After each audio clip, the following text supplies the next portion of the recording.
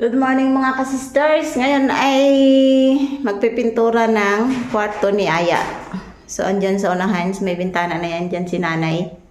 At itong kwarto mga kasisters ay sa katagalang panahon ay walang pintura. At ayan yung ating pinakabubong. Pag walang pintura yung kwarto ay napakadilim kahit sabing pang maliwanag ang ilaw. Yan. Tinanggal na namin yung mga gamit-gamit namin dito. Nilabas na. At maya-maya ay magpipintura na yung aming trabahante. So ayan mga kasisters, bali yung gagawin mamaya ng worker ay itong pinakataas, ayan. Sa pinakataas na yan, sa bubong ay lalagyan ng skim coat at hahasain daw muna tapos lalagyan ng skim coat. Yan. Kasi wrap na ano yan. Na finish. At saka may skim coat pa ako na natira nung mga nakaraang taon. Kaya pinalagay ko na para mas maganda siya. Bali, itong wall. Yan. Itong wall na to mga kasisters. Finish na to. Kaya ang gagawin na lang daw dito ay direct na ang pintura dito, lalasunin mo na tapos saka pimpinturahan. So hindi na kailangan lagyan ng skim coat yung wall ng bahay na to, yung kwarto na to. Kaya yan, bali ang tatrabahuin ng worker ko ay nandiyan lang sa taas at pagdating dito sa wall ay kami na lang ni Kamister ang magpipintura para less tayo sa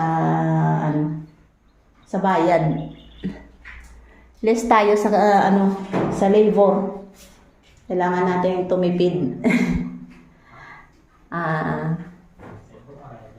So ayan mga kasisters, nagkaroon ng pintura yung aming kwarto na to. Mapapinturahan na sa katagalang panahon dahil may nag-sponsor sa atin ng pintura.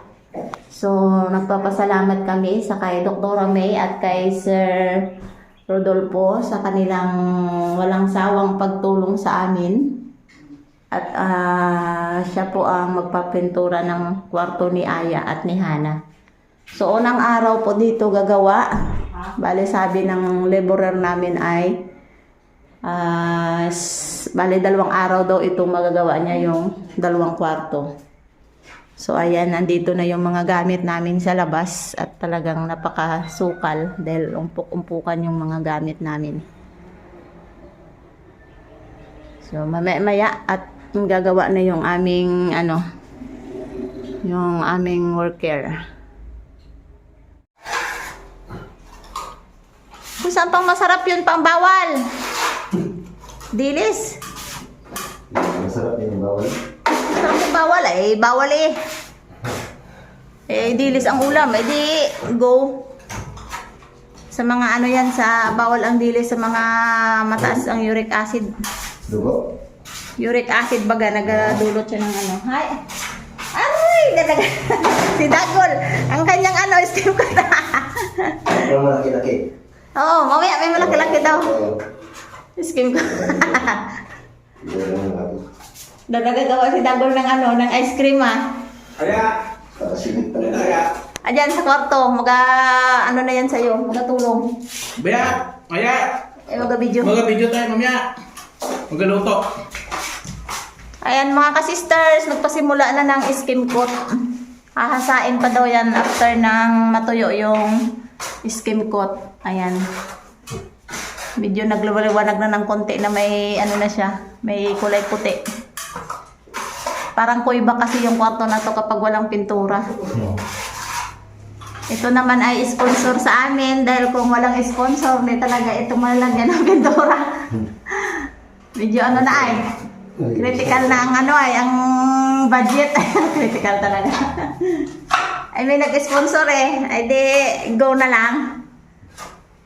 Ang butet na kay Hana at kay Aya, gusto daw ay pagandahin yung kwarto nila.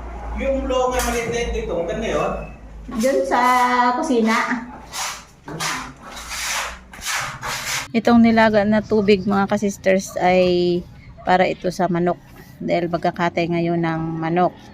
At yung manok ko na kakatayin, ito yung inalaga ko na nung Bali 3 buwan na siya ngayon at naisipan namin na katayin na lang itong isang manok dahil sa sobrang laki niya at bigat hindi na makalakad. Bala ko pa sana ito ay alagaan pa ng gusto kasi natutuwa ako sa kanila at sobrang napakalaki at ganito pala to pag inalagaan mo siya ng medyo matagal dahil bibigyan ka rin ng maraming karne at napakalaki niya.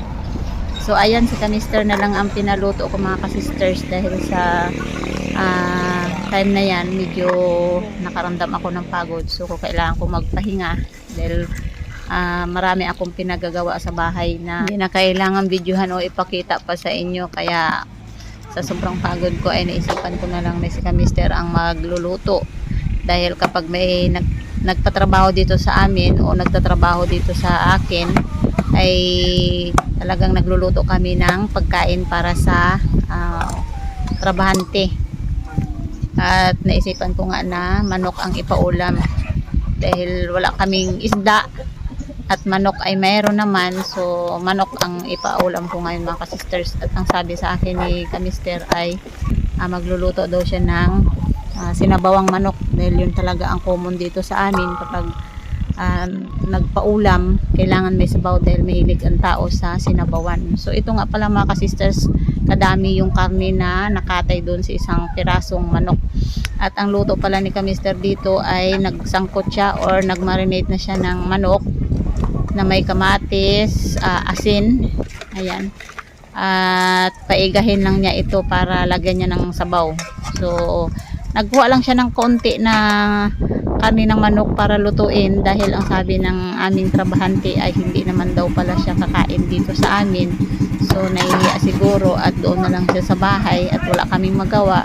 Kaya sabi ni kamister ay konti na lang na karne ang lulutuin niya para magkasya sa kanila o sa kanilang tatlo dahil wala akong planong makisabay sa kanila mga kasisters kasi parang wala akong ganang kumain at sirado yung aking sikmura para kumain. Na dumadating talaga yung time mga kasisters na wala sa oras yung pagkain ko, kung kakain ako kung gutom lang at wala sa oras yun. So sa time na yan ay talagang sirado yung aking sikmura para kumain at makisabay sa kanila. So ito na nga, at ang ginawa ko lang dito mga kasisters ay yung natirang mga karne ay nilinisan ko ng mabuti dahil ang plano ko ay ilalagay sa freezer at iimbak na naman dahil mas maganda talaga na pag-stock ako ng mga ulam-ulam namin para kahit papaano, kahit anong oras mga kasisters ay pwede kami magluto ng aming ulam. Hindi ko ugali na ubos-ubusin yung isang ulam, hanggat mayroon pa ay ubusin mo na yung kaunti at saka na lang luluto kung mayroon pang iluluto ulit. So ito na nga yung niluto ni kamister. Pagkatapos niyang marinate ay nilagyan niya ng malunggay. So ang tawag sa luto niya ay tinulang manok na kinamatisang may malunggay. Ayan, luto na at pagkatapos niya magluto, kakain sila. So ako naman ay pahinga pa dahil sa time na yun mga kasisters, naramdaman ko talagang sobrang init.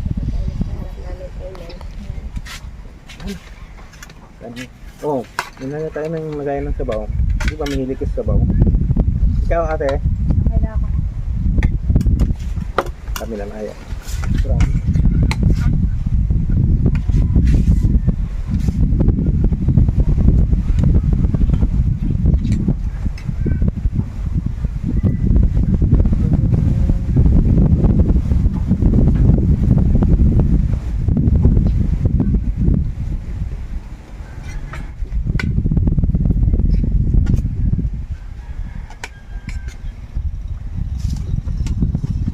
Pare si ano, damit niya.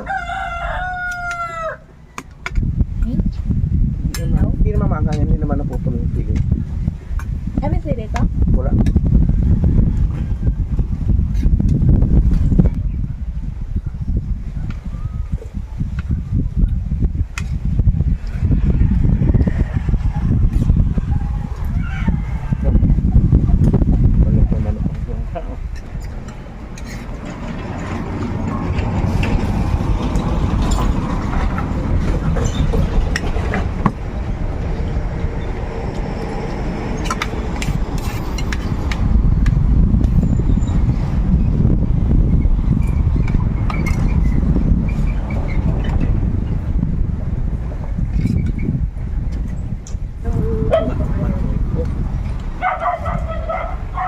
kapal. So, ayan mga ka-sisters. Nalagyan na ng skim coat yung taas. Yan, ang pinaka-kisame niya. Yan, natapos na ngayong araw. Bali, isang araw ito natapos. Ang sunod yan ay saka na natin lagyan ng pintura. Yan. Pipinturahan na yung dingding or wall. Tawag yung pader. Yan. So, first day of pag-ayos ng kwarto ni Aya. Bukas ay ang kay Hana na naman.